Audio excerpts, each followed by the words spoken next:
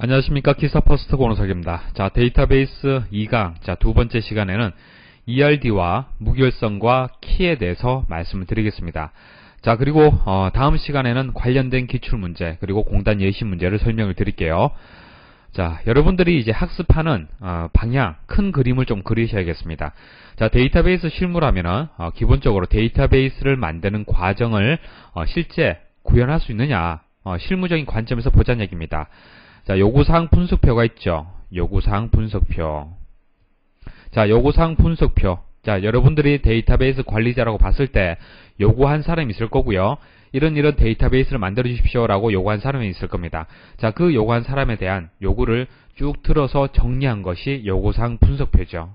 자, 여러분들이 요구사항 분석을 해서, 자, 이 분석표를 가지고 개념적 데이터베이스 모델링. 자, 개념적 데이터베이스 모델링 과정을 거쳐서 ERD를 만들죠. ERD. 자, ERD를 만들고요. 자, ERD를 가지고 논리적 데이터베이스 설계 과정에서 이제 릴레이션으로 다시 구현을 하는 겁니다. 릴레이션. 자, 릴레이션 스키마. 자, 이렇게 말씀을 하셔도 되고요. 그러니까 릴레이션의 구조를 만드는 거예요. 자, 그리고 물리적 설계 단계에서는 좀 더 최적화된 릴레이션을 만드는 겁니다. 자, 최적화된 릴레이션이라는 것은 실제 데이터베이스에 저장을 할 때, 자, 데이터 타입이라든지 사이즈를 어떻게 할 거냐, 그런 것들을 다 고민한다는 얘기입니다. 실제 프로세스가 어떻게 되는지 적용을 해서 많이 이용이 되는 릴레이션이 있을 거고, 그렇지 않은 릴레이션이 있다는 얘기입니다. 그런 것들은 좀 더 최적화시킬 필요가 있겠죠, 그죠? 그래서 물리적 데이터베이스 모델링 과정에서 좀 더 최적화시킨 릴레이션을 만들어주는 그런 과정이 되겠습니다. 자, 이렇게 해서 여러분들이 개념적 설계 단계에서 ERD를 만들 수 있어야 되고요. 자, 논리적 설계 단계에서 릴레이션을 만들 수 있어야 되고요. 자, 물리적 설계 단계에서 여러가지 최적화된 릴레이션을 만들기 위한 여러가지 작업들이 있습니다. 수행해야 할 작업들이 있습니다. 그런 작업들을 실제 할 수 있느냐, 자, 그것을 묻는 것이 데이터베이스 실무예요. 자, 그렇지만 아직까지는 자, 이렇게 상세하게 출제가 되고 있지는 않습니다. 그렇지만은 앞으로 이렇게 출제가 될 거예요. 그렇지만 현실은 아직까지 필기 때 출제되었던 용어들이 많이 출제되고 있습니다. 그래서 용어를 빠짐없이 여러분들이 꼼꼼하게 체크를 좀 하셔야겠습니다. 자, 그래서 이번 시간에 배울 내용이 개념적 데이터베이스 모델링에서 ERD를 말씀을 드릴 거고, 그리고 무결성과 키, 상당히 중요하죠. 무결성과 키에 대해서 말씀을 드리겠습니다. ER 모델, 자, Entity Relationship, 자, 개체 관계도를 얘기하는 거고요. 자, 개체 관계도는 요구사항 분석표를 보고 ERD로 만들 수 있느냐, 자, 여러분들이 거기에 초점을 맞추셔야 되는 겁니다. 자, 시험에는 요구사항 분석표를 주고 ERD로 만들어라, 이렇게 시험에 나올 수가 있어요. 실제 이제 실무에서 요구사항 분석표를 가지고 ERD를 만듭니다. 만들 때 각각의 도형들의 용도라든지 의미라든지 그런 것도 잘 알고 계셔야겠죠, 그죠? 자, 그 기호를 이용을 해서 ERD로 구현할 수 있는지를 이번 시간에 고민을 좀 하셔야겠습니다. 자, 요구사항 분석표를 한번 정리해 보도록 하죠. 자, 기사 퍼스트의 주된 개체는 학생과 과목이다. 학생과 과목이다. 자, 학생은 고유의 학번이 부여되며 추가로 이름과 전화번호 정보를 가진다. 자, 여기까지 한번 생각을 해볼게요. 자, 여러분들 개체와 속성의 차이점 아시죠? 자, 개체, 여러분들도 개체가 될 수가 있고요. 저도 개체가 될 수가 있고요. 모니터, 키보드, 자, 모든 사물들이 그 개체가 될 수가 있습니다. 그래서 여기서 개체를 찾아보면은 학생, 과목이 개체가 되는 거예요. 학생, 과목. 그래서 학생을 사각형으로 개체 표현을 하시고요. 그리고 과목도 사각형으로 개체로 표현을 하시면 되겠습니다. 그리고 학생에 대해서 설명이 더 나오죠. 자, 학번하고 이름하고 전화번호 정보를 가진다라고 했습니다. 자, 개체의 상태를 얘기하는 거죠. 개체의 정보. 그래서 학번, 이름, 전화번호를 속성으로 타원형 모양으로 이렇게 만들어 주시면 되겠습니다. 이게 이제 속성이 되는 거죠. 자, 그리고 고유의 학번이다라고 얘기를 했기 때문에 학번은 식별자로, 자, 밑줄로 표현을 해주시면 되겠습니다. 자, 그 다음 과목은 고유의 과목 코드가 부여되고 추가로 과목명 그리고 과목 내용을 가진다. 됐습니까? 자, 이렇게 해서 개체, 속성을 만들어 주시면 되고요. 자, 이제 남은 것은 뭡니까? 관계가 남았죠. 그죠? 자, 한 명의 학생은 여러 개의 과목을 수강할 수 있다. 수강이라는 관계가 형성이 되겠네요. 그래서 말음모로 이렇게 연결을 해주시면 되겠습니다. 자, 이렇게 해서 ERD를 만들 수 있느냐? 여러분들이 고민을 하셔야 돼요. 자, 이 개체 관계도가 없이 여러분들 스스로 만들 수 있어야 됩니다. 자, 추가적인 말씀 좀 드릴게요. 자, ERD가 만들어지고, 그 다음, 논리적 설계. 자, 우리는 논리적 설계에서 세 가지가 있지만은, 그 중에서, 관계형만 이제 여러분들 생각하시면 됩니다. 자, 관계형에서는 개체들을 릴레이션, 테이블로, 표현을 하죠. 그죠? 자, 이렇게 표현을 하게 되면은, 이제 논리적 설계 단계가 되는 거예요. 자, ERD에서, 릴레이션으로 표현하는 거 말씀을 드리겠습니다. 자, 학생이죠. 이 전체가 하나의 개체가 되는 거고요. 학번, 이름, 전화번호 그대로 우리가 사람이 가장 이해하기 쉬운 게 표잖아요. 그죠? 표로 이렇게 넣어주시면 돼요. 자, 속성 이름을 그대로 넣어주시면 되고요. 과목도 마찬가지입니다. 과목 코드, 과목명, 과목 내용 그대로 넣어주시면 돼요. 자, 식별자도 밑줄로 표시를 하시면 되겠죠. 자, 이렇게 표현을 하시면 되겠습니다. 자, 이렇게 해서 개체와 속성을 표현을 했고요. 이제 관계가 빠졌죠. 자, 두 개의 개체를 서로 연결을 해야 되는데 어떻게 연결할 거냐? 그것은 이제 키의 개념이 적용이 돼야 돼요. 키의 개념. 관계형에서는 관계를 형성을 할 때 키를 이용을 하죠. 기본키, 외래키를 이용을 해서 관계 형성을 하는 겁니다. 그래서 학번이 이제 기본키가 되고요. 자, 이 상위 테이블에 있는 기본키를 하위 테이블에서 물려받는 겁니다. 그래서 학번이라는 속성을 만들어서 연결을 해주는 거죠. 이게 뭡니까? 외래키가 되는 거죠. 맞습니까? 그래서 관계라는 얘기가 나오면은 외래키라는 얘기가 나와야 돼요. 자, 이렇게 해서 릴레이션으로 이제 모델링하는 과정까지 말씀을 드렸습니다. 자, 지금 말씀드린 것이 데이터베이스 모델링에서 요구사항 분석이 끝나고, 자, 그다음 개념적 설계가 끝나고 논리적 설계까지 끝난 것을 제가 보여드린 거예요. 간단하게. 그래서 요구사항 분석표를 보고 이렇게 표현할 수 있느냐, 그 다음 ERD를 가지고 릴레이션으로 표현할 수 있느냐, 여러분들 그렇게 고민을 하셔야겠습니다. 관계 종류에 대해서 말씀을 드리겠습니다. 자, 조금 전에 예시 문제에서는 1대 다의 관계를 말씀을 드렸죠. 자, 하나가 있으면은 여러 개 하고 대응이 되더라. 자, 하나 예를 말씀을 드렸습니다. 근데 실제 우리 현실 세계에서는 1대 다만 존재하는 것이 아니죠. 자, 1대 1도 있고요. 1대 다대다의 관계가 있습니다. 그래서 관계를 맺고 있는 두 개체 간에 데이터가 매칭되는 유형이 이렇게 세 가지가 있다는 얘기입니다. 자, 개체들 간에 존재할 수 있는 데이터의 카디널리티를 파악하여 설정할 수 있다. 설정해야 된다. 자, 카디널리티가 뭡니까? 튜플의 수죠. 튜플의 수인데, 자, 튜플의 수, 서로 대응되는 튜플의 수에 따라서 달라진다는 얘기입니다. 자, 1대 다는 보십시오. 대응되는 게 하나, 둘, 세 개죠. 그렇기 때문에 1대 다가 되는 거예요. 만일 하나와 하나가 연결되었다. 그래서 카디널리티. 자, 이것을 다른 말로 대응수라고 보시면 돼요. 자, 대응수가 하나잖아요. 그죠? 자, 이것은 1대 1이라고 볼 수가 있는 겁니다. 그래서 대응수, 카디널리티를 파악하게 되면은, 이게 어떤 유형이냐, 어떤 관계 종류냐, 구분할 수가 있는 겁니다. 자, 이런 세 가지 유형을 보시고요. 자, 이게 1대 1이냐, 1대 다냐, 다대다냐를 구분할 수가 있으면 되겠습니다. 자, 설명드릴게요. 자, 강지원하고 201호하고 이렇게 연결되어 있네요. 그죠? 자, 숙박이 되겠네요. 관계가. 자, 손님이 201호에 강지호라는 사람이 숙박을 하고 있습니다. 자, 1대 1로 연결이 되고요. 자, 장동길하고 203호하고 1대 1로 연결되어 있죠. 그래서 손님이란 개체 입장에서 1대 1로 지금 매칭이 됐습니다. 자, 객실 입장에서도 하나가 하나 이런 식으로 1대 1로 대칭이 되죠. 대응이 되죠. 그래서 이것은 1대 1이라고 볼 수가 있습니다.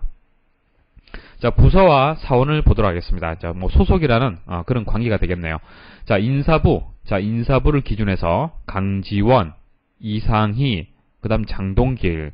자, 1대 다의 관계를 가지네요. 그죠? 그 다음 강지원, 사원 입장에서 한번 보도록 하겠습니다. 이상희, 그 다음 김지현, 장동길. 자, 이런 그 사원 입장에서는 하나씩만 지금 대응이 되는 거죠. 맞습니까? 그래서 1대 1이 되는 겁니다. 사원 입장에서는. 그래서 이것을 우리는 1대 다라고 얘기를 하는 거고요. 자, 학생 입장에서 보도록 하겠습니다. 자, 강지원은 정보 처리, 컴할, 워드를 이제 과목을 수강하고 있습니다. 그래서 1대 다의 관계다라고 볼 수가 있고요. 자, 과목 입장에서 한번 보도록 하겠습니다. 저 컴할 보시면 되겠네요. 자, 컴할 보니까 강지원도 수강하고 있고요.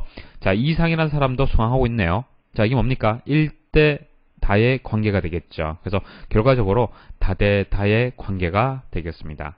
자, 그림을 보시고 자, 이게 어떤 관계의 종류냐, 여러분들 이해를 하시면 되겠습니다. 자, 시험장 가시면은 이렇게 설명을 할 겁니다. 관계의 종류가, 자, 대응되는 카디널리티가 이렇게 된다라고 쭉 설명을 했을 때, 이게 1대1이구나. 이게 1대 다다. 이게 다대다다. 라고, 여러분들 구분할 수 있으면 되겠습니다. 자, 키에 대해서 말씀을 드리겠습니다. 자, 관계형 데이터베이스에서는 키라는 개념을 이용을 해서 튜플들을 구분을 하는 거죠. 자, 여러분들이 회원 가입을 할 때요, 아이디와 주민등록번호를 입력을 하죠. 자, 이런 것들은 선택적으로 입력할 수 있는 것이 아니라 필수적으로 입력하도록 회원 가입 단계에서 그렇게 데이터베이스에 저장이 됩니다. 자, 왜 이런 값들을 필수적으로 입력하도록 만들었습니까? 왜 그럴까요? 자, 그 이유는 여러분들을 식별하기 위해서 그래요. 여러분들이 기사 퍼스트에 전화 주시잖아요. 그죠? 전화했을 때 여러분들이 누구인지를 식별하기 위해서 아이디라든지 주민등록번호를 묻는 겁니다. 자, 그것은 중복되지 않기 때문에, 그죠? 중복되지 않기 때문에 개체들 간에 구별을 할 수 있다는 얘기입니다. 자, 그게 이제 키의 개념이 되는 거예요. 아시겠습니까? 자, 그래서 키는 튜플들을 구분할 수 있는 속성. 여러분들이 가지고 있는 정보, 어떤 게 있습니까? 아이디, 주민등록번호, 주소, 여러 가지 있잖아요. 그죠? 그리고 등록한 과목도 있을 거고요. 그리고 회원가입 단계에서 여러분도 입력한 것들이 있을 겁니다. 그런 것들이 모든 것들이 이제 속성이 되는 건데, 그 속성 중에서 튜플들을 구분할 수 있는 단일 속성, 하나하나, 그 다음 속성 그룹이라는 것은 아이디하고 주민번호를 묶어서 속성 그룹이라고 볼 수가 있는 겁니다. 그래서 단일 속성이라든지 속성을 묶어서 그런 것들을 이제 키라고 얘기하는 거예요. 아시겠습니까? 자, 어찌됐든 튜플들을 구분할 수 있어야 돼요. 자, 그런 속성들을 우리는 키라고 얘기를 합니다. 자, 그 키의 종류가 몇 가지가 있죠. 자, 개념 설명을 드리겠습니다. 자, 이 중에서 가장 중요한 것은 기본 키와 외래 키가 상당히 중요하죠. 자, 왜 그렇습니까? 자, 이 두 개의 키는 관계형 데이터베이스에서 개체 간의 관계를 형성을 할 때 필수적으로 정의가 되어야 되는 그런 이제 키가 되겠습니다. 그래서 기본 키와 외래 키는 여러분들 너무너무 중요하기 때문에 반드시 기억을 하셔야 돼요. 자, 그럼 슈퍼키에 대해서 먼저 말씀을 드리겠습니다. 자, 슈퍼키는 모든 키를 만족하는 것이 슈퍼키예요. 자, 모든 키를 만족하는 것이 슈퍼키가 되는 겁니다. 영역으로 말씀을 드리자면 가장 큽니다. 가장 커요. 대부분이 슈퍼키가 될 수가 있습니다. 그래서 슈퍼키의 정의를 보면은 한 릴레이션 내에 속성들의 집합으로, 속성 그룹이란 얘기죠. 그죠? 속성들의 집합으로 구성된 키를 말한다. 자, 그럼 속성을 묶으면 모든 것이 슈퍼키가 되느냐? 그건 아니고요. 일단 키에 대한 정의가 포함이 되어 있어야 됩니다. 자, 튜플을 구분할 수 있어야 돼요. 구분할 수 있어야 됩니다. 한번 보도록 하죠.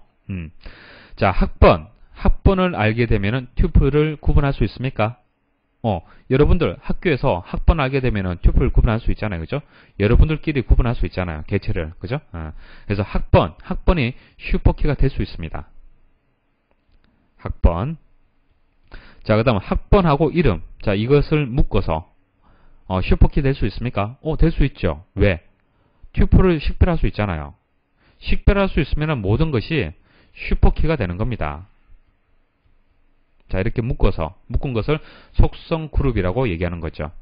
또 학번, 이름, 주소 슈퍼키 됩니까? 가능합니다. 이름, 주소 됐습니까? 자, 그래서 모든 속성들이 대부분이 슈퍼키가 될 수가 있습니다. 그런데 이런 것은 안 되겠죠. 이름하고 전공을 묶어서 혹은 이런 것들은 중복될 수가 있죠. 그죠? 자, 이런 같은 경우에도 동명이인이 있을 수가 있기 때문에 키로서 역할을 할 수가 없습니다. 그래서 이름 같은 경우에는 슈퍼키가 될 수가 없고요. 전공도 마찬가지죠. 주소 같은 경우에도 같은 주소에 여러 사람이 살고 있기 때문에 뭐 슈퍼키라고 볼 수가 없습니다. 키라고 볼 수가 없고요. 그래서 이름하고 뭐 주소를 묶었다든지 아니면 주소하고 전공하고 묶었다든지 이런 것들은 이제 키가 될 수가 없습니다. 그래서 주로 대부분 학번이라든지 주민번호, 중복되지 않는 속성이 포함된 것들, 그런 것들을 우리는 슈퍼키라고 얘기하는 거예요. 그래서 대부분의 키가 슈퍼키다, 그렇게 생각하시면 되겠습니다. 그래서 유일성이 보장이 돼요. 유일성이란 것은 튜플을 구분할 수 있다는 얘기죠. 튜플을 구분할 수 있는 속성들의 모임. 자, 후보키는 최소의 슈퍼키입니다. 최소의 슈퍼키. 슈퍼키 중에서 가장 작은 거. 자, 어떤 게 되겠습니까? 여기서는 학번하고 주민번호가 이제 후보키가 되는 거예요. 학번하고 주민번호. 자, 왜 학번하고 주민번호가 후보키가 되는 겁니까? 물론 학번하고 이름하고 묶어서 슈퍼키가 되는 거지만은 후보키는 슈퍼키 중에서 최소성을 보장을 해줘야 됩니다. 그래서 학번만 가지고도 튜플을 식별할 수 있기 때문에 후보키가 되는 거고요. 주민번호도 마찬가지죠. 자, 한 사람 대 주민번호가 하나씩 부여가 되는 거지 않습니까? 1대1로 대응이 되는 거잖아요. 그죠? 그렇기 때문에 여러 사람 중에서 구분할 수 있다는 얘기입니다. 그래서 학번이나 주민번호는 후보키가 되는 거예요. 각각이. 아시겠습니까? 그래서 슈퍼키는 여러 개 존재하고요. 그 중에서 후보키는 학번하고 주민번호가 후보키가 되는 겁니다. 자, 그 다음 이제 기본키. 기본키는 후보키 중에서 선택한 키를 기본키라고 얘기를 하는데, 자, 기본키는 중요하다고 말씀을 드렸죠. 기본키는 그 개체 간의 관계를 형성을 할 때 자주 이용이 되는 그런 키가 되겠습니다. 그래서 자주 이용이 되기 때문에 가급적이면은 기본키는 짧으면 짧을수록 좋아요. 아시겠습니까? 그래서 여기서 학번이 있고 주민번호가 기본키가 될 수가 있는데 그 중에 하나만 좀 선택을 하게 되면은 학번을 기본키로 정의하는 것이 일반적인 방법이 되겠습니다. 왜 그렇습니까? 주민번호보다 학번이 자리수가 좀 짧죠, 그죠? 자리수가 짧게 식별할 수 있다는 얘기는 그만큼 속도가 빨라질 수 있다는 얘기입니다. 그래서 학번을 기본키로 정의할 수가 있어요. 학번, 후보키 중에서 선택한 거. 자, 그 다음 대체키는 후보키 중에서 기본키를 제외한 속성. 자, 후보키가 학번이고 그 다음 주민번호였는데 학번은 기본키로 이제 선택을 했습니다. 그럼 남는 것은 주민번호가 되겠죠. 이 주민번호가 이제 대체키가 되는 거예요. 아시겠습니까? 자, 그 다음 외래키는 조금 개념이 다르죠. 자, 외래키는 자, 릴레이션 간에 자, 어떤 릴레이션에서 다른 릴레이션을 참조할 때 참조 기준이 되는 속성. 자, 두 개체 간에 서로 관계가 형성이 되려면은 연결할 수 있는 연결고리가 있어야겠죠. 그래서 상위 테이블에 있는 기본키를 하위 테이블의 외래키로 전이가 되면서 서로 관계 형성이 되는 겁니다. 자, 이게 연결고리 역할을 하는 거죠. 연결고리. 자, 그때 자, 이 키를 하위 테이블에 있는 키를 외래키라고 얘기를 합니다. 자, 뒤에 설명을 드리겠습니다. 자, 다시 한번 정리를 하면은 키라는 것은 튜플을 유일하게 식별할 수 있는 모든 속성들이 이제 키가 되는 거예요. 그 중에서 슈퍼키는 튜플을 구분할 수 있는 모든 것들, 그러니까 전체를 생각하시면 되는 거고요. 후보키는 최소성까지 보장이 되는 최소의 슈퍼키가 된다. 그 다음 기본키는 선택한 것이다. 그래서 기본키가 여기서는 학번이 되고 대체키가 주민번호가 되겠죠. 그리고 후보키는 학번과 주민번호를 포함한 이제 영역이 되겠습니다. 자, 이렇게 해서 여러분들이 개념을 이해를 하시면 되겠습니다. 자, 시험에 많이 출제되는 무결성에 대해서 말씀을 드릴게요. 자, 무결성이라는 것은 데이터베이스가 항상 정확성을 유지하기 위해서 미리 만들어둔 제약 조건이 되겠습니다. 자, 이 조건을 만족시키도록 데이터베이스를 유지하고 관리하라는 얘기예요. 설명을 드려볼게요. 자, 하나 예를 가지고 말씀을 드려보겠습니다. 설명 잘 들으십시오. 자, 성적관리 테이블이 있어요. 성적관리 테이블. 자, 이 테이블은 학번, 이름, 핸드폰 번호에서 성적까지의 속성을 갖고 있습니다. 자, 속성을 갖고 있고요. 그때 튜플들이 이렇게 입력이 되어 있어요. 자, 입력되어 있고요. 자, 튜플들을 보니까 선택 과목, 담당 교수 성적이 값을 가지지 않는 늘 값을 포함하고 있네요. 그죠? 자, 이게 널이죠. 값이 없어요. 자, 널은 정보가 없는 상태를 얘기하는 거고요. 그렇지만 기억 공간의 낭비는 발생을 하는 겁니다. 자, 현재 테이블 하나에서 6개 정도가 뭐 기억 공간의 낭비가 발생을 했다라고 봤을 때는 그게 크다라고 볼 수가 없지만은 데이터베이스 전체적인 입장에서 봤을 때는 이런 테이블들이 여러 개 있잖아요. 그죠? 수도 없이 많다는 얘기입니다. 자, 그래서 전체적으로는 기억 공간에 낭비가 발생을 한다라고 볼 수가 있고요. 이런 기억 공간의 낭비를 발생을 막기 위해서 정규화를 하는 거예요. 정규화. 자, 정규화는 다음에 상세하게 말씀을 드리겠습니다. 자, 정규화라는 것은 테이블을 분리하는 거죠. 자, 이렇게 분리를 한번 해보십시오. 자, 분리하게 되면은 학생 관리 테이블 그리고 성적 관리 테이블로 테이블 두 개로 분리할 수가 있습니다. 자, 분리하고 한번 보십시오. 분리하고 보니까 널이 없어졌죠. 맞습니까? 자, 기억 공간의 낭비를 막았어요. 이해하시겠습니까? 자, 이게 정규화의 개념이 되는 거고요. 자, 이렇게 이제 나누었을 때 문제점이 하나 발생을 했습니다. 자, 어떤 문제점이냐면은 자, 원본 테이블에서는 K001이라는 사람이 자료 구조를 선택했다. 담당 교수가 박셀이다. 성적이 A라는 것이 서로 의미 있는 연결이 그대로 유지가 됐죠. 그죠?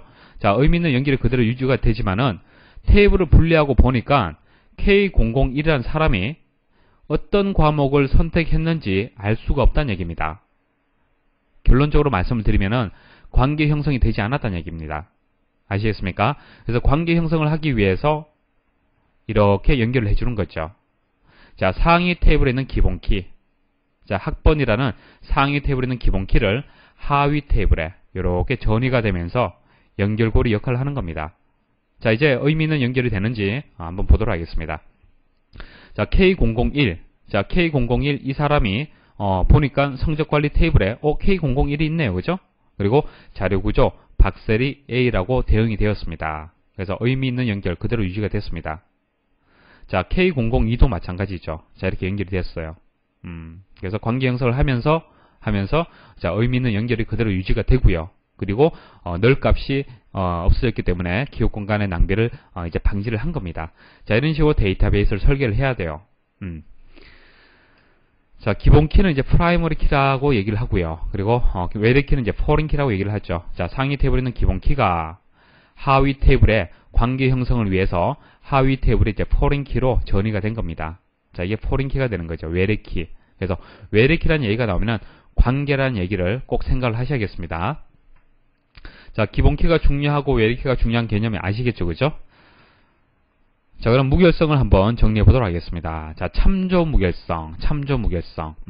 참조 무결성은 릴레이션은 참조할 수 없는 외래 키를 가질 수 없다라는 조건이 되겠습니다. 자, 이 조건을 만족을 해야만 데이터베이스가 무결성이 유지가 된다는 얘기예요. 한번 보도록 하겠습니다. 자, 참조란 개념을 설명을 드릴게요. 자, 이게 하위 테이블이 되고요. 자, 이게 상위 테이블인데 상위 테이블을 다른 말로 부모라고 얘기를 하고요. 하위 테이블을 자식이라고 얘기를 합니다. 자, 자식은 근본이 누가 되는 겁니까? 근본이 부모가 되는 거죠. 그래서 자식 입장에서 자, K001이 부모를 찾아가는 겁니다. 이게 참조예요. 참조. 이것을 참조라고 얘기합니다. 그래서 하위 테이블에서 참조할 수 있는 외래키가 이렇게 정의가 된 거죠.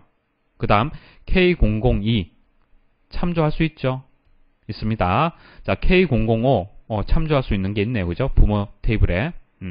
자, 그래서 현재 이렇게 설계된 것은 문제가 없습니다. 그런데 데이터를 성적관리 테이블에다가 추가할 수도 있죠. 삭제할 수도 있고 갱신할 수 있습니다.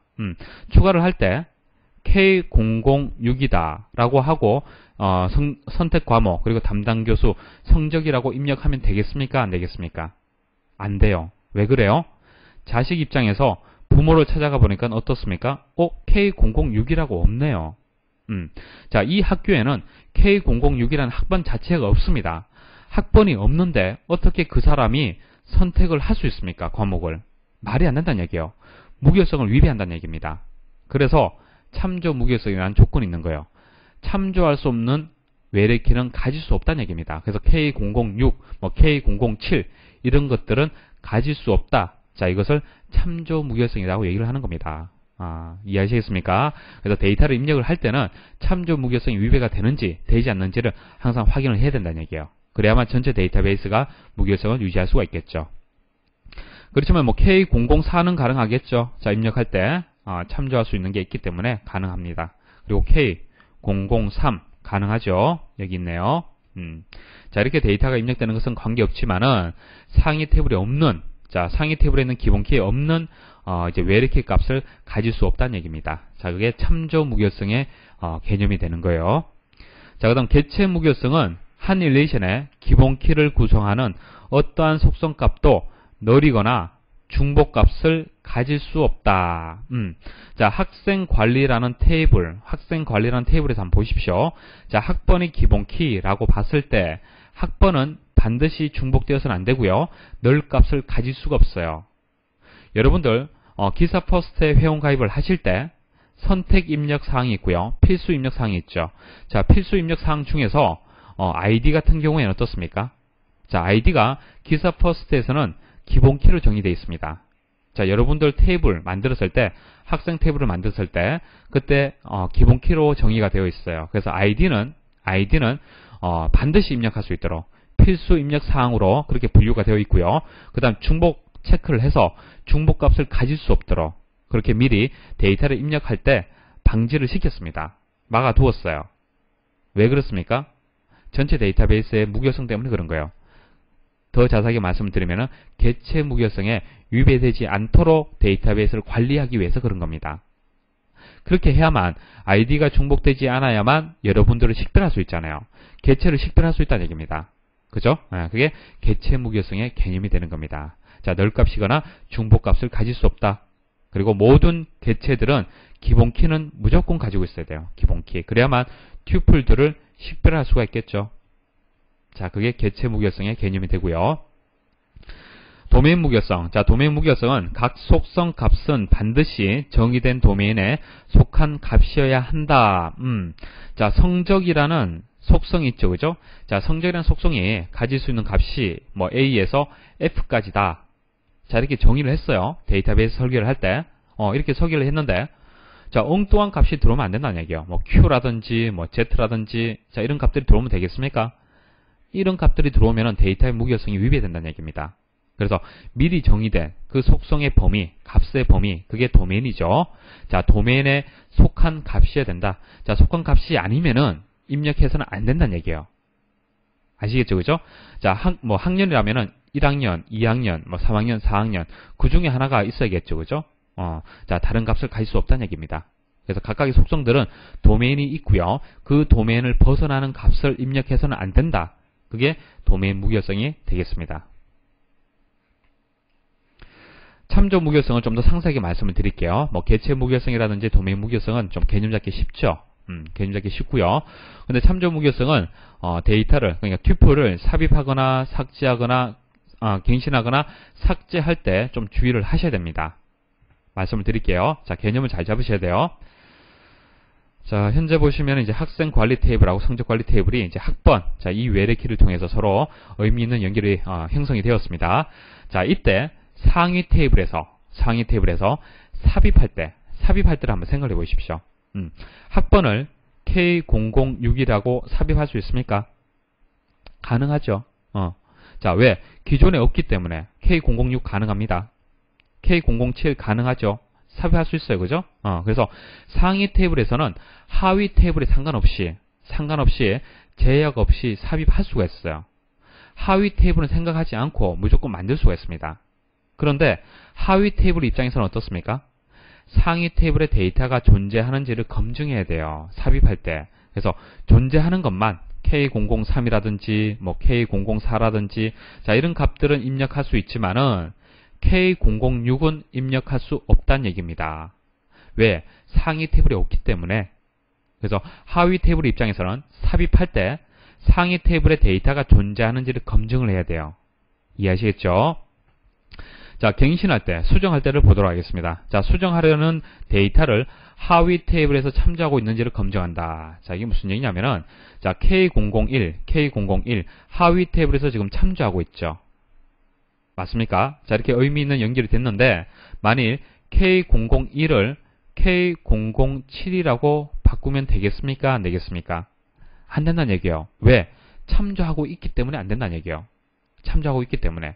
자, K007로 만일 수정을 하게 되면 K001 자체가 없어지잖아요. 그죠? 자, 그러면 근본이 없어지잖아요. 하위 테이블 입장에서는. 그래서 상위 테이블 입장에서 수정할 때는 하위 테이블에서 참조하느냐를 확인해야 돼요. 확인하고 만일 참조하고 있지 않다. 예를 들어서 K003. 자, K003은 수정해도 상관이 없어요. 참조하고 있지 않기 때문에. 아시겠습니까? 자, 하위 테이블에서는 상위 테이블에 존재하는 다른 데이터로 변경이 가능하다. K001을 변경할 수 있어요. 변경할 수 있는데 상위 테이블에 있는 데이터로 변경할 수 있습니다. 자, 이것을 K004 이것은 가능하다는 얘기예요. 왜? 참조할 수 있으니까. 참조할 수 있으니까. 자, 참조할 수 있는 근본이 있기 때문에 가능하다는 얘기입니다. 자, 물론 여기 상위 테이블에 없는 거, 그러니까 존재하지 않는 다른 데이터로 변경할 수는 없죠. 됐습니까? 자, 그럼 삭제를 보도록 하겠습니다. 자, 상위 테이블에서 삭제하려는 데이터를 하위 테이블에서 참조하고 있는지를 검증해야 돼요. 자, 갱신하고 마찬가지죠. 똑같습니다. 자, 지울 때 주의를 해야 되는 겁니다. 자, K001 이렇게 지울 수 없어요. 왜? 하위 테이블에서 참조하고 있는데 근본을 지우면 되겠습니까? 안 되겠죠, 그죠? 부모가 없어지면 안 되잖아요.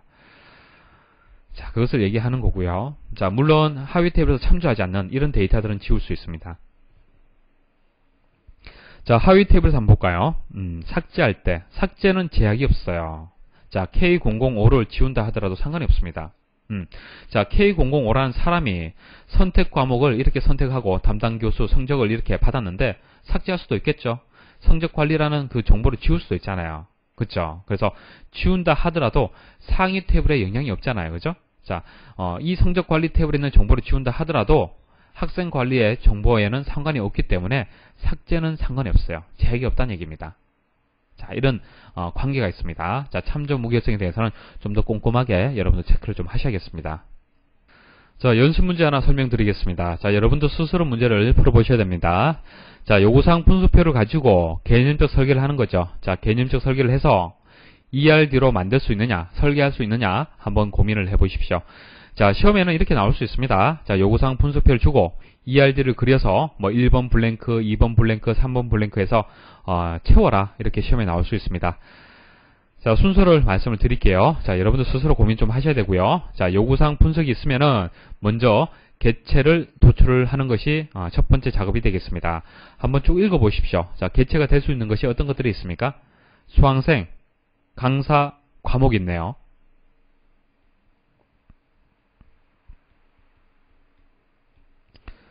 자, 수강생 있고요. 과목, 강사 됐습니까? 자, 그 다음 속성을 도출하라. 속성. 자, 수강생은 아이디, 주민등록번호, 이름, 그리고 강사는 강사번호, 주민등록번호, 이름. 자, 과목은 과목번호, 그리고 과목명, 과목 내용이 되겠습니다. 그래서 3개씩 자, 타원형으로 만들어 주시면 되겠네요.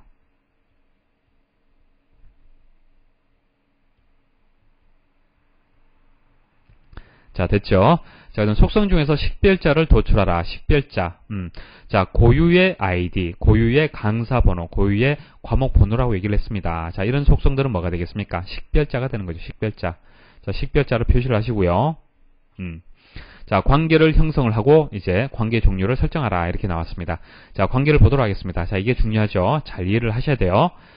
한 명의 강사는 하나 이상의 과목을 강의할 수 있다. 자, 과목하고 강사와의 관계가 강의라는 관계가 형성이 된다는 얘기죠. 강의라는 관계. 자, 형성이 되는데 관계 종류가 어떻게 되겠습니까? 자, 하나는 여러 개, 하나 이상, 여러 개, 이렇게 대응이 된다는 얘기예요. 됐습니까? 자, 관계 종류까지 설정을 했는 거예요. 그 다음, 한 명의 수강생은 한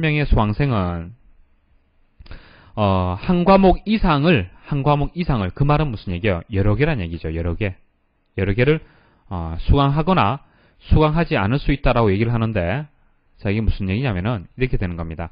자, A라는 사람이 있어요. 자, A라는 사람이, 자, 여러 개의 과목, 뭐 정보 처리 기사, 뭐 정보 처리, 뭐 기사 필기, 뭐 실기, 사무 자동화 이렇게 해서 여러 개를 수강하거나 수강할 수도 있고요. 수강하지 않을 수도 있다는 얘기입니다. 그러니까 대응되는